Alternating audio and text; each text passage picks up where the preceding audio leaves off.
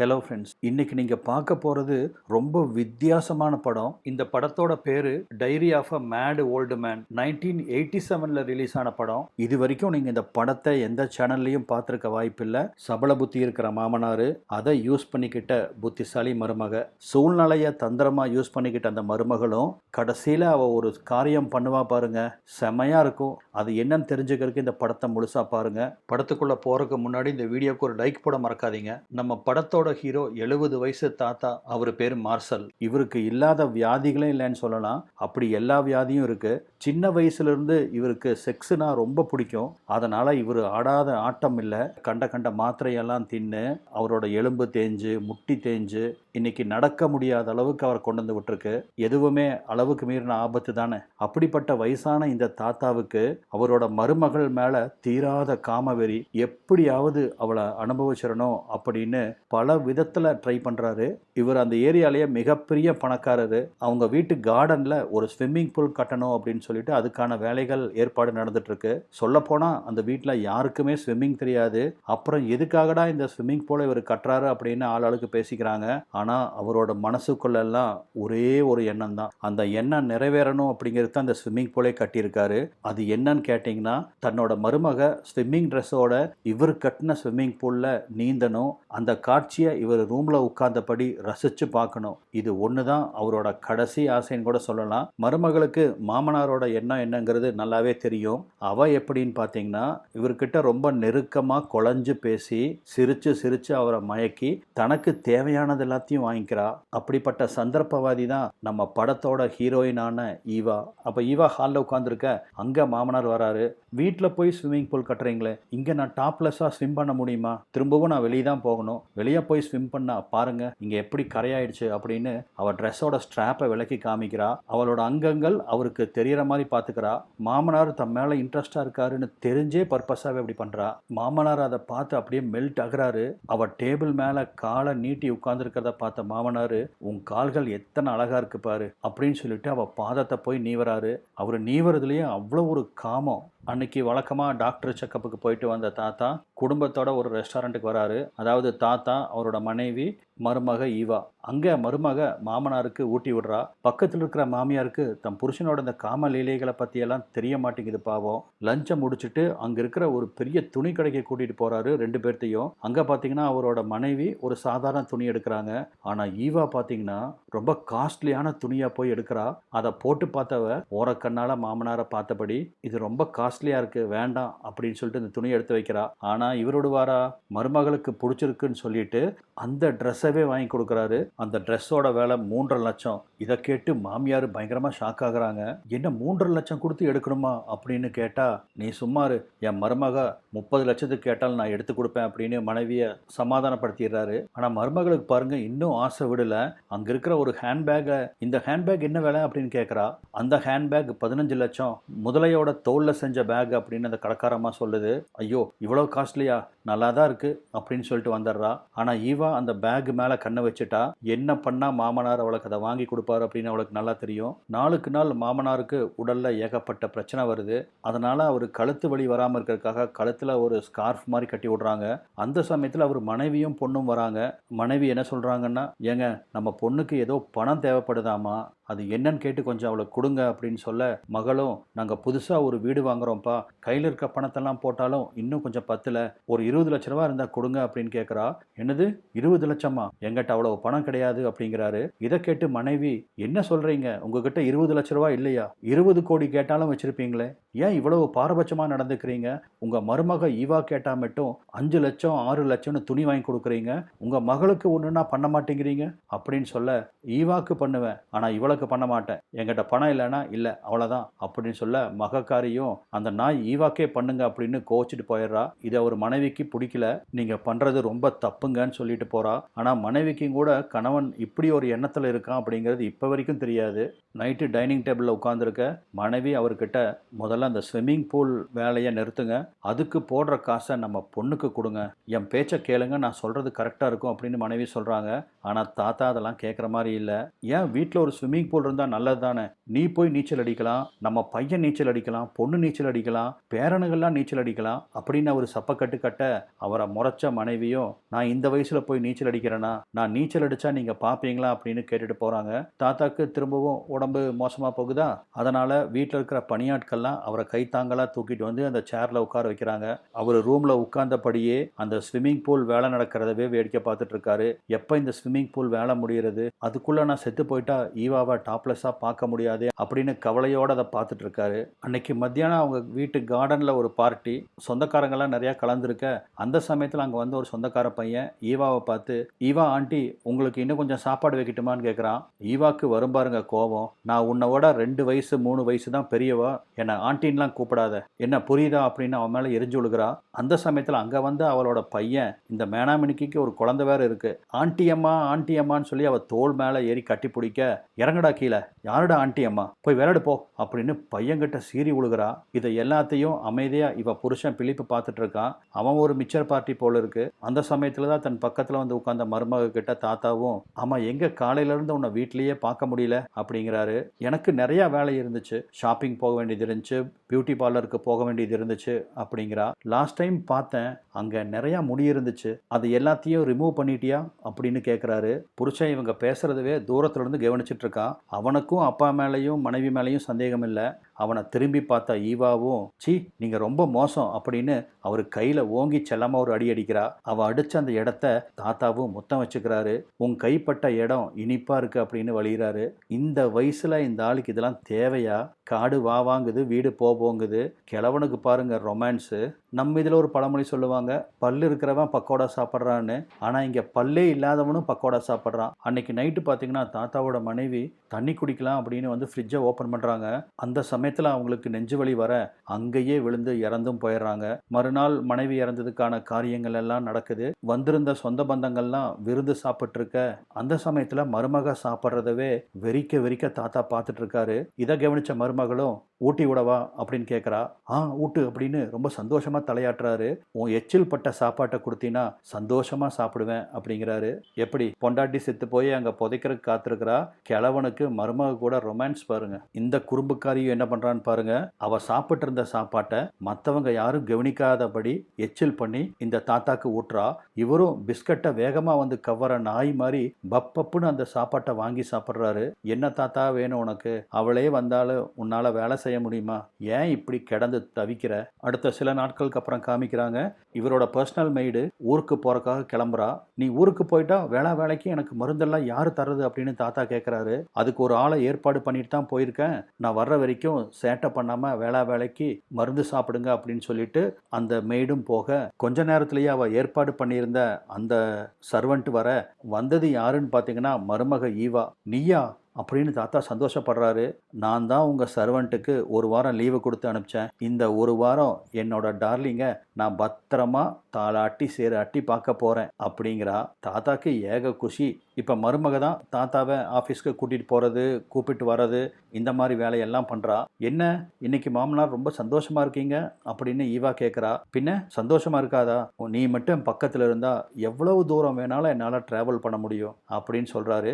இதுக்கும் பின் சீட்டில் அவர் பையன் ஈவாவோட புருஷனும் உட்காந்துட்டு இருக்கான். ரொம்ப ஆசை தான் உங்களுக்கு அப்படின்னு ஈவாவும் சிரிக்கிறா. இவருக்கு என்ன சாதகமாக இருக்குன்னா, யாருமே இந்த பெரியவர் இப்படி ஒரு எண்ணத்தில் இருப்பாங்க அப்படின்னு நினச்சும் கூட பார்த்துருக்க மாட்டாங்க. அதுதான் இவங்க 2 பேர்த்துக்கும் பெரிய அட்வான்டேஜாக போச்சு. அன்னைக்கு ஒரு நாள் காலையில் தாத்தா பெட்டில் படுத்திருக்க, வேகமாக மருமக வீட்டுக்குள்ள வரா. என்ன மருமகளே, எனக்கு முத்தம் கொடுக்கலான்னு வந்திருக்கியா அப்படின்னு தாத்தா கேட்கவும், அதுக்கு பதில் சொல்லாத மருமகளும், என் பாத்ரூமில் தண்ணி போகலை, அதனால் அங்கே குளிக்க முடியாது, பிளம்பர் வந்து ரிப்பேர் பண்ணிட்டு போகிற வரைக்கும் ஒரு 2-3 நாளைக்கு நான் உங்கள் பாத்ரூமில் குளிச்சுக்கிறேனே, வித் யுவர் பர்மிஷன் அப்படின்னு கேட்குறா. தாராளமாக, நீ என் பாத்ரூமில் குளிக்கணும்னா 1 தடவை என்ன 2 தடவை 3 தடவையும் கூட நீ இங்கே வந்து குளிக்கலாம், அதை பார்க்க நான் கொடுத்து வச்சிருக்கணும் அப்படின்னு சொல்கிறாரு. பார்ப்பேங்க நல்லா பார்ப்பீங்க அப்படின்னு சொல்லிட்டு போயிடுறா. இப்போ தான் நம்மளுக்கு ஒரு விஷயம் தெரிய வருது. ஈவாவோட புருஷன் இருக்கான் இல்லையா, தாத்தாவோட பையன் பிலிப்பு, அவன் எங்கேயோ அவசரமா வெளியே கிளம்புறான். எங்க போறான் என் பையன் அப்படின்னு தாத்தா கேட்கவும், எங்க போவான், அதான் செட்டப் பண்ணி வச்சிருக்கானே ஒரு டான்ஸரை, அவ கூட ஊர் சுத்த போவான் அப்படிங்கிறா இவோ. இது வேற நடக்குதாடா. அதுக்கு தாத்தாவும் என்ன சொல்றாருன்னு பாருங்க. ஓ, உன்ன மாதிரி அவ்வளோ ஒரு டான்ஸரா, என் பையன் உண்மையிலேயே ரசனக்காரன் தான் அப்படிங்கிறாரு. அதாவது இந்த ஈவா கிளப்ல டான்ஸ் ஆடுறவ கரெக்டாக பிலிப்பை டார்கெட் பண்ணி இந்த ஃபேமிலிக்குள்ளே வரணும் அப்படின்னு அவனை கல்யாணம் பண்ணி வந்திருக்கா. தாத்தா அப்படியே தூங்க ஆரம்பிக்க அதை பார்த்த ஈவாவும், மாமனாரே தூங்கிறாதீங்க, ஒரு நிமிஷம் இருங்க அப்படின்னு சொல்லிட்டு ஓடி போய் அவருக்கு கொடுக்க வேண்டிய மருந்தை எடுத்துட்டு வர்றா. அதை பார்த்த தாத்தாவும் ரொம்ப குறும்பா, நீ ஏன் அந்த மருந்தை உன் வாயில போட்டு என் வாயில பாஸ் பண்ணக்கூடாது அப்படின்னு கேட்கவும், என் மொத்தத்தை உங்க பல்ஸ் செட்டு தாங்காது, கலண்டு விழுந்துரும், பேசாம மருந்தை குடிங்க அப்படின்னு வாயில மருந்தை போட்டு தண்ணி கொடுக்குறா. வழக்கம் போல தாத்தாக்கு ஒரு பெரிய டாக்டர் டீம் வந்து அவர் உடம்பெல்லாம் செக் பண்ணிட்டு போறாங்க. அந்த சமயத்துல தாத்தா ஃப்ரீயா இருக்கும்போது மருமக ஈவா சத்தம் போடாம கதவை திறந்துட்டு உள்ள வர்றா. ஆனா அவ வந்ததையே தாத்தா கவனிச்சிடுறாரு. வா மருமகளே, என்ன என் கூட படுத்து தூங்கலான்னு வந்திருக்கியா, வா வா அப்படிங்கிறாரு. நான் உங்க கூட படுத்து தூங்குறதுக்கு வரல, குளிச்சுட்டு போக வந்திருக்கேன் அப்படின்னா பாத்ரூமுக்கு போறா. அவ பாத்ரூம் தான் ரிப்பேரா இருக்கு இல்லையா. ஆனா தாத்தாக்கு மருமக இங்க குளிக்க வந்திருக்கான்னு தெரிஞ்சா சும்மா இருப்பாரா. உடனே அவரோட குட்டி தாத்தா எந்திரிச்சு ஆடுது. வயசானனால அவர் தம்பிய குட்டி தாத்தான்னு சொன்னேன். போர்வியை விளக்கிட்டு அப்படியே உடம்பெல்லாம் முறுக்கேற பாத்ரூம் கதவை போய் திறக்கிறாரு. அவ பாருங்க பாத்ரூம் கதவை தாள் போடாம குளிக்கிறா. இவரு தலையை மட்டும் உள்ள நீட்டி பார்த்துட்டு இருக்க, மாமனாரே பார்க்கத்தானே வந்திருக்கீங்க, உள்ள வந்து பாருங்க அப்படின்னு சொல்லிட்டு இவருக்கு உடம்ப காமிச்சிட்டு குளிக்கிறா. இவருக்கா நெஞ்செல்லாம் படபடன்னு வருது. மருமகளை துணி இல்லாம பார்த்ததுல அவர் கையெல்லாம் நடுங்குது. அங்கேயே நின்று இருந்தா எப்படி மாமனாரே, அந்த துண்டு எடுத்துட்டு வந்து என் முதுகை தொடச்சு விடுங்க அப்படின்னு சொல்லவும், இதோ எடுத்துட்டு வரேன் அப்படின்ட்டு ஓடி போய் அந்த துண்டு எடுத்துட்டு வந்து துடைக்கிறாரு. கிட்டத்தட்ட மருமகளுக்கு இவர் ஒரு அடிமை மாதிரி. அவன் முதுகை பார்த்தோன்னா தாத்தாவோட ப்ரெஷர் இன்னும் அதிகமாக தாங்கிக்க முடியாம அவளை பின்பக்கமா கட்டி பிடிச்சி முதுகுல ஒரு நச்சுன்னு ஒரு முத்தத்தை வைக்கிறாரா. சட்டுன்னு திரும்பின மருமக பலார்னு ஒரு அரைஞ்சிட்டு முதல்ல வெளியே கிளம்புங்க அப்படிங்கிறா. இதனால பயந்து போன தாத்தா சாரின்னு சொல்லிட்டு வெளியே வந்து பெட்ல ரொம்ப சோகமா உட்காந்துக்கிறாரு. குளிச்சு முடிச்சுட்டு வந்த மருமகளும், சாரி நான் அடிச்சது வலிக்குதா அப்படின்னு கேட்குறா. நீ அடிச்சது எனக்கு சுகமா இருக்கு, கொஞ்சம் பயந்துட்டேன் அவ்வளோதான், நீ என் பக்கத்தில் வந்து கட்டி பிடிச்சி தூங்குனா அந்த பயமெல்லாம் போயிடும் அப்படின்னு சொல்ல, ஆகட்டும் பார்க்கலாம் அப்படின்னு சிரிச்சுட்டு வெளியே போயிடுறா. மறுநாள் தாத்தா தூங்கிட்டு இருந்த சமயத்தில் பாத்ரூம் ஷவர் சத்தம் கேட்குது. மருமக தான் குளிக்க வந்துட்டா அப்படின்னு அடிச்சு பிடிச்சி வேகமாக பெட்லேருந்து எந்திரிக்கிறாரு. இவர் பாருங்க, சாதாரணமாக இவர் எந்திரிக்கிறோன்னா 2 பேர் சேர்ந்து இவரை தூக்கி தான் உட்கார வைக்கணும். ஆனால் மருமகளை பார்த்தா மட்டும் இவருக்கு எங்கிருந்து தான் ஒரு எனர்ஜி வருதோ, எவ்வளோ வேகமாக துள்ளி குதிச்சு போறாரு பாருங்க. துள்ளி குதிச்சு ஓடி வந்த தாத்தாவும் பாத்ரூம் பக்கத்தில் வந்த உடனே அதிர்ச்சியாக நிற்கிறாரு. அவர் கண்ணெல்லாம் அப்படி விரியுது, மனசெல்லாம் படபடன்னு அடிச்சுக்குது. முகத்தில் அப்படி ஒரு கவலை. என்னன்னு பார்த்தீங்கன்னா, பாத்ரூம் வாசல்ல ஈவா புருஷனோட ஷூ கிடக்க பாத்ரூம்குள்ள 2 பேரும் சம்பவம் பண்ற சத்தம் தாத்தாவை ரொம்ப டிஸ்டர்ப் பண்ணுது. அப்படியே நொறுங்கி போயிடுறாரு. அன்னைக்கு பாத்தீங்கன்னா பெரியவரோட மனைவிக்கு கல்லறை கட்டுறதுக்காக ஒரு ஆர்கிடெக்டை கூப்பிட்டு வந்திருக்கான் ஒரு பையன். இந்த விஷயத்தெல்லாம் நீ பையன்கிட்டவே பேசிக்கப்பா அப்படின்னு தாத்தா அவனை கழட்டி விட்டுறாரு. அந்த சமயத்துல தான் பக்கத்துல உட்கார்ந்துட்டு இருந்த மருமக கிட்ட, என் பையன் பெட்ல எப்படி, என்ன மாதிரியா அப்படின்னு கேட்குறாரு. குறும்பா சிரிச்சுட்டே ஈவாவும், நீங்க எப்படிங்கிறது எனக்கு தெரியாதே, அதோ இந்த கல்லறையில தூங்கிட்டு இருக்கிற மாமியாரை கேட்டாதான் தெரியும் அப்படிங்கிறா. தெரிஞ்சுக்கணும்னா ரொம்ப சிம்பிள், நான் இப்போ கூட ஃப்ரீயாக தான் இருக்கேன், என் பெட்ரூமும் ஃப்ரீயாக தான் இருக்குது, உனக்கு தெரிஞ்சுக்க விருப்பம்னா சொல்லு, 2 பேரும் அங்கே போகலாம், நான் இதுக்காக தான் காத்துட்ருக்கேன் ஈவா அப்படின்னு அவளை ரொம்ப கெஞ்சலாக பார்க்குறாரு. அவர் முகத்தையே பார்த்த ஈவாவும், எனக்கு இந்த பேச்சு சுத்தமாக பிடிக்கல அப்படின்னு கோச்சிட்டு எந்திரிச்சு போயிடுறா. ஆனால் போகிறப்ப பார்த்தீங்கன்னா அவன் முகத்தில் ஒரு விதமான புன்னகை. இந்த கிழவனை எப்படி நாய்க்குட்டி மாதிரி என் பின்னாடியே சுத்த வச்சம் பார்த்தியா அப்படிங்கிற மாதிரி ஒரு வெற்றி புன்னகை. நடந்து போனவ தாத்தாவை திரும்பி ஒரு லுக் விட்டுட்டு அங்கே அந்த ஆர்கிடெக்ட் கூட பேசிட்டு இருந்த அவள் புருஷன் பக்கத்தில் போய் தாத்தா பார்க்கணும் அப்படிங்கிறதுக்காகவே அவன் உதட்டில் நச்சுன்னு ஒரு முத்தம் கொடுத்துட்டு போறா. ஈவாவை புருஷன் கூட சந்தோஷமா இருந்தாலே இவருக்கு பொறாம வந்துடுது. அன்னைக்கு பார்த்தீங்கன்னா ஈவாவோட பாத்ரூம் சரி பண்ணுறதுக்காக மேசன் பிளம்பர்லாம் வந்திருக்காங்க. அவங்க டைல்ஸ் எல்லாம் எடுத்துட்டு போகிறத பார்த்த தாத்தா அந்த டைல்ஸ் ஒட்டுறவனை நிறுத்தி, பாத்ரூம் வேலையெல்லாம் முடிஞ்சிச்சா அப்படின்னு கேட்குறாரு. இந்த டைல்ஸ் ஒட்டினா போதும் சார், முடிஞ்சுது அப்படிங்கிறான். நீங்களும் எத்தனை நாள் தொடர்ச்சியாக வேலை செய்வீங்க அப்படின்னு சொன்ன தாத்தா அவர் பர்ஸில் இருந்து நிறைய காசு எடுத்து அவன் பேக்கெட்டில் வைக்கிறாரு. இந்த டைல்ஸ் எல்லாம் இப்படியே வச்சுட்டு ஒரு வாரம் 10 நாள் லீவ் எடுத்துட்டு அதுக்கப்புறம் வந்து பண்ணு, இங்கே பாத்ரூமுக்கு ஒன்றும் அவசரம் இல்லை அப்படின்னு பேசி அவனை அங்கேருந்து அனுப்பிச்சு வைக்க, அப்போ அங்கே வந்த சொந்தக்கார பையன் அதை பார்த்துட்றான். ஆனால் தாத்தாவை அவன் தோள் மேலே கை போட்டுட்டு, பாவம் நைட்டு பகலாக அவனுக்கு வேலை செய்கிறானுங்க, அதுதான் ஸ்பேர் பாத்ரூம் இருக்குல்ல, ஒரு வாரம் அவனுக்கு லீவ் எடுத்துகிட்டு வரட்டும், நீ வேணாலும் என்னோட பாத்ரூமை யூஸ் பண்ணிக்கோ அப்படின்னு சொல்லவும், நான் கீழே இருக்கிற பாத்ரூமை யூஸ் பண்ணிக்கிறேன் அங்கிள் அப்படின்னு சொல்லிடுறான். இந்த வீட்டில் ஏகப்பட்ட பாத்ரூம் இருக்கு.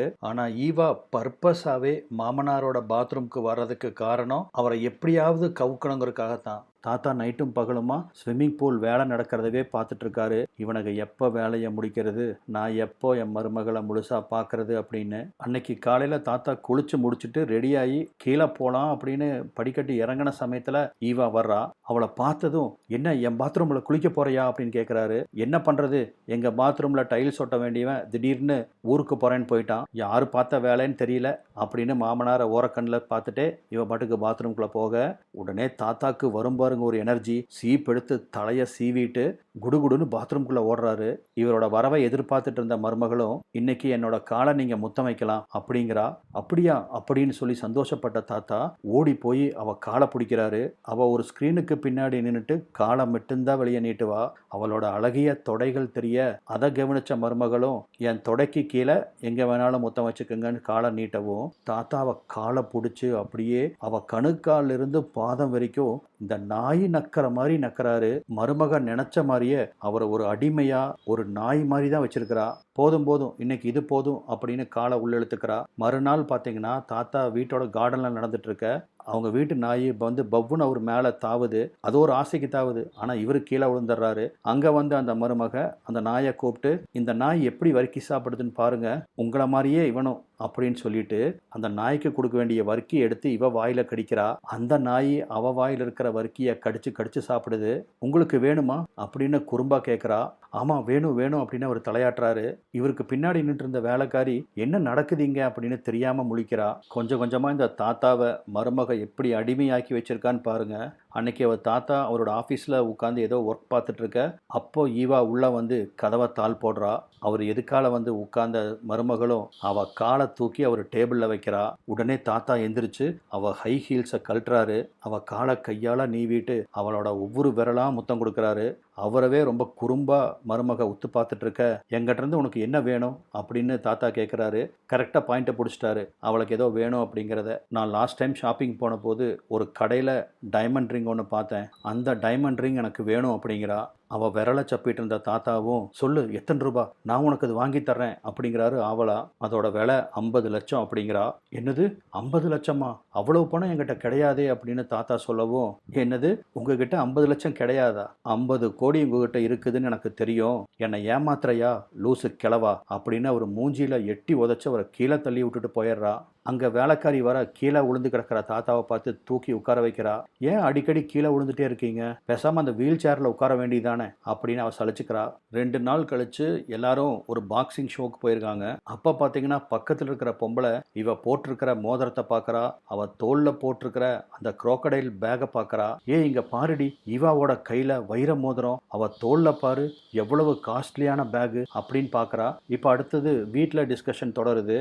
ஆமாம் இதெல்லாம் ஈவாக்கு யார் வாங்கி கொடுத்துருப்பா, அந்த மோதிரம் எத்தனை ரூபா வரும், அந்த பேக் எத்தனை ரூபா வரும் அப்படின்னு பெருசுகள்லாம் பேசிக்க, அந்த மோதிரம் வெறும் 50 லட்சம் தான் அப்படின்னு சொல்ல, இவ்வளவு காஸ்ட்லியான பொருள்லாம் எப்படி ஈவாவால் வாங்க முடியுது, அங்கே வந்த தாத்தாவோட மகளும் வேற யார் வாங்கி கொடுத்துருப்பா, எங்க அப்பா தான் அப்படின்னு சொல்ல, அங்க இருந்த ஈவாவோட புருஷன், எதுக்கு உனக்கு இந்த தேவையில்லாத பேச்சு அப்படிங்கிறா. தேவையில்லாத பேச்சா, இது நம்ம அப்பாவோட சொத்து மட்டும் இல்லை அம்மாவோட சொத்து இருக்கு, இப்படி அந்த நாய்க்கு இவர் எல்லாத்தையும் வாங்கி கொடுத்துட்டே இருந்தாருன்னா நம்ம நாளைக்கு நடுத்தருவுக்கு தான் வருவோம், உன்ன மாதிரி நான் மிச்சர் தின்னுட்டு இருக்க முடியாது அப்படின்னு அவன் மேல அவ கோவப்படுறா. நான் அன்னைக்கு வீடு வாங்குறதுக்காக 20 லட்சம் தான் கேட்டேன், என்கிட்ட இல்லைன்னு சொல்லிட்டாரு, இதுக்கெல்லாம் ஏது பணம் அப்படின்னு மக கேட்டிருக்கும் போதே அங்க தாத்தா வராரு. என்கிட்ட பணம் இல்லைன்னு நான் சொல்லல, உனக்கு தர முடியாதுன்னு தான் சொன்னேன், ஈவா எவ்வளவு கேட்டாலும் நான் தருவேன் அப்படிங்கிறாரு. தாத்தாவோட மனைவிக்கு கல்லறையில சிலை வைக்கிறதுக்காக மனைவியோட முகத்தை சிலையா அந்த ஆர்கிடெக்ட் வடிச்சு வச்சிருக்கான். அதை பார்க்க வந்த சமயத்துல தான் அங்க நிறைய பேப்பர்ல சிகப்பு இன்குல கை அச்சுகளை பார்க்கறாரு. இதெல்லாம் என்ன அப்படின்னு தாத்தா கேட்கவும், ஒரு சிலர் அவங்க கல்லறையில அவங்களுக்கு வேண்டியவங்களோட கை அச்சை சிலையா வடிச்சு வைக்கிறது வழக்கம், அதுக்காக இந்த மாதிரி நிறைய எடுத்து வச்சிருக்கேன். சட்டுன்னு தாத்தாக்கு ஈவாவோட அழகிய பாதங்கள் தான் தான் ஞாபகத்துக்கு வருது. இந்த மாதிரி கையில் அச்சு எடுத்த மாதிரி காலில் வச்சு எடுத்தாலும் அதையும் சிலையாக வடிக்க முடியுமா அப்படின்னு கேட்குறாரு. தாராளமாக வடிக்கலாமே அப்படின்னு அந்த ஆர்கிடெக்ட் சொல்கிறான். சரி சரின்னு தாத்தா கேட்டு வீட்டுக்கு வந்துடுறாரு. அன்னைக்கு வீட்டு வேலைக்காரி அவருக்கு மருந்தெல்லாம் கொடுத்துட்டு இருக்க, இன்னைக்கு உனக்கு வேலை முடிஞ்சது, நீ வீட்டுக்கு கிளம்பு அப்படின்னு அந்த அம்மாவை மூஞ்சில் அடிச்ச மாதிரி பேசி துரத்தி விடுறாரு. அந்த சமயத்தில் மருமக உள்ள வரதை பார்த்த தாத்தா திடீர்னு கையை பிடிச்சிட்டு, கை வலிக்குதே கை வலிக்குதே, ஈவா மேடம் ஈவா மேடம்னு கத்துறாரு. எல்லாம் நடிப்பு தான். ஆனால் அதை பற்றி அவ கண்டுக்காம, இந்த ட்ரெஸ் எனக்கு எப்படி இருக்கு அப்படின்னு அவர் வாங்கி கொடுத்த ஒரு புது ட்ரெஸ்ஸை போட்டு வந்திருக்கா. சூப்பராக இருக்கு அப்படின்னு அவர் சொல்லவும் ஒவ்வொரு போஸா அவருக்கு திரும்பி காமிக்கிறா. கைவலி கைவலின்னு திருப்பி இவர் கையை பிடிக்க பக்கத்தில் வந்த ஈவாவும், குறும்புக்கார கிழவா, உனக்கு கை வலிக்கலைங்கிறது எனக்கு நல்லா தெரியும், இப்போ என்ன உனக்கு நான் முத்தம் கொடுக்கணும், அதுக்குத்தானே இவ்வளோ ட்ராமா பண்ணுற அப்படின்னு கேட்குறா. ஆமாம் ஆமாம் முத்தம் கொடுப்பியா அப்படின்னு தாத்தா அவளா கேட்கவும், தரேன் வாயை தொற அப்படின்னு சொல்லிட்டு இப்போ ஒரு சம்பவம் பண்ணுவா பாருங்க. இது சிலருக்கு பிடிக்கலாம், சிலருக்கு பிடிக்காம இருக்கலாம். ஆனால் இந்த காட்சி செமையா இருக்கும். தாத்தா வாயை திறந்து மருமகளை பார்த்துட்டு இருக்க, அவர் முகத்துக்கு நேராக மேலே வந்த ஈவா வாயிலிருந்து எச்சையை துப்புறா. கரெக்டாக தாத்தாவோட வாய்க்குள்ள போக, அமிர்தம் அமிர்தம் அப்படின்னு அந்த எச்சையை அப்படியே மென்று முழுங்குறாரு. இப்போ உன் வழியெல்லாம் சரியா போயிரும் பாரு அப்படின்னு சொல்லிட்டு அவ போயிடுறா. அன்னைக்கு நைட்டு தாத்தா தூங்குறதுக்காக அவரை ரெடி பண்ணி ஈவா படுக்க வைக்க போன சமயத்தில், எனக்கு இன்னொரு முத்தம் கிடைக்குமா அப்படின்னு கேட்குறாரு. இந்த பொக்க வாயில என்னால் முத்தம் கொடுக்க முடியாது, வேணா என்னோட விரலை சப்பிக்கோ அப்படின்னு சொல்லிட்டு அவ கை விரலை கொடுக்க, அப்படியே 2 கையில் அவ கையை பிடிச்சிட்டு அவ கை விரல்களை தேனை ஊற்றி நக்குன மாதிரி அப்படி நக்கிறாரு அவரு. மறுநாள் மகன் வேலை விஷயமா வெளியூர் போகிறத கவனிக்கிறாரு. அப்போ தாத்தாக்கு ஒரு ஐடியா வருது. உடனே மற்ற வேலையாட்களுக்கெல்லாம் லீவு கொடுத்துட்றாரு. இவரை கவனிக்கிறதுக்குன்னு ஒரு சர்வெண்ட் இருப்பாங்கல்ல, அந்த அம்மா சைக்கிளில் வர, உடம்புல ஒரு புது பலம் வந்த தாத்தா வேகமாக வாசலுக்கு போய், இன்னைக்கு உனக்கு லீவு, நீ இப்படியே வந்த வழியே கிளம்பி போ அப்படின்னு அவளை கிளப்பி விட்டுறாரு. இப்போ வீட்டில் யாருமே இல்லையா, ஈவாவோட ரூமுக்கு ஓடி வராரு. ஈவா செம கவர்ச்சியாக படுத்திருக்காளா. அதை பார்த்து அப்படியே சப்பு கொட்டிட்டு தாத்தா அங்கே நிற்க, கண்ணு முழிச்ச ஈவா, இங்கே என்ன பண்ணுறீங்க அப்படிங்கிறா. ஒன்றுமில்ல, ஒரு முக்கியமான விஷயம், சீக்கிரம் வா அப்படின்னு சொல்லிட்டு ஹாலுக்கு வந்த தாத்தா அந்த ஹால் முழுக்க ஒயிட் பெட்ஷீட்டை விரிக்கிறாரு. இதையெல்லாம் பார்த்த ஈவா, என்ன பண்ணுறீங்க அப்படின்னு கேட்குறா. நீ எதுவும் கேட்காத, இந்த சோஃபால் அப்படியே சாஞ்சுக்கோ அப்படின்னு சொல்லவும், எங்கே மற்றவங்கெல்லாம் யாருமே இல்லை, எல்லாத்தையும் பிளான் பண்ணி வெளியே அனுப்பிச்சிட்டிங்களா அப்படின்னு சந்தேகத்தோடு அவரை பார்த்து கேட்க, ஆமாம் பிளான் பண்ணி நான் தான் அனுப்பிச்சேன், நீ இப்போ படு அப்படின்னு சொல்லிட்டு அந்த சோஃபாவில் படுக்க வைக்கிறாரு. என்ன வேணும் உங்களுக்கு அப்படின்னு அவ கேட்கவும், ஒன்றும் பேசாத, அப்படியே அந்த சோஃபாவில் படுத்துட்டு காலை நீட்டு அப்படின்னு சொல்ல அவளும் காலை நீட்டுறா. அவள் காலில் ஒரு சிகப்பு இன்கை தேய்க்கிறாரு. அன்னைக்கு அந்த சிகப்பு கலரில் கையோட இம்ப்ரெஷன்லாம் பார்த்துருப்பாரு இல்லையா, அப்போ அந்த ஆள் சொல்லியிருப்பான் இந்த மாதிரி சிகப்பு இன்கை தேய்ச்சி இப்படி கை வைக்கணும் அப்படின்னு. அதுக்காகவே தாத்தா அந்த பெட்ஷீட்டு, ஒயிட் பேப்பரு, சிகப்பு இன்கு எல்லாம் வாங்கிட்டு வந்திருக்கிறாரு. மருமகளோட காலை நல்லா கழுவி அதுக்கு ஒரு முத்தம் வச்சுட்டு அவ கால் பாதத்துல சிவப்பு இங்க ஒரு பஞ்சில தொட்டு பூசுறாரு. இப்ப அந்த ஒயிட் ஷீட் மேல உன் கால் வச்சு நட அப்படின்னு சொல்ல, அவளோ என்ன பண்ண போறீங்க அப்படின்னு கேட்டுட்டு அந்த பேப்பர் மேல அவ நடக்க, அவளோட காலச்சு எல்லாம் அந்த பேப்பர்ல ஒட்டுது. என் மருமகளோட காலச்சு, என் காதலியோட காலச்சு அப்படின்னு அதை கட்டி பிடிச்சிட்டு அதுக்கு நடுவுலையே படுத்துக்கிறாரு. மருமகம் அங்கிருந்து போயிட்டா போல் இருக்கு. எத்தனை நேரமா தாத்தா அப்படி கிடந்தாருன்னு தெரியாது. ஸ்கூல் விட்டு வந்த பேர பையன் தாத்தா கீழே கிடக்கிறத பார்த்து ஓடி வந்து தாத்தாவை தூக்குறான். அடுத்த சீன்லேயே பார்த்தீங்கன்னா தாத்தா ஹாஸ்பிட்டலில் அட்மிட் பண்ணப்பட்டிருக்காரு.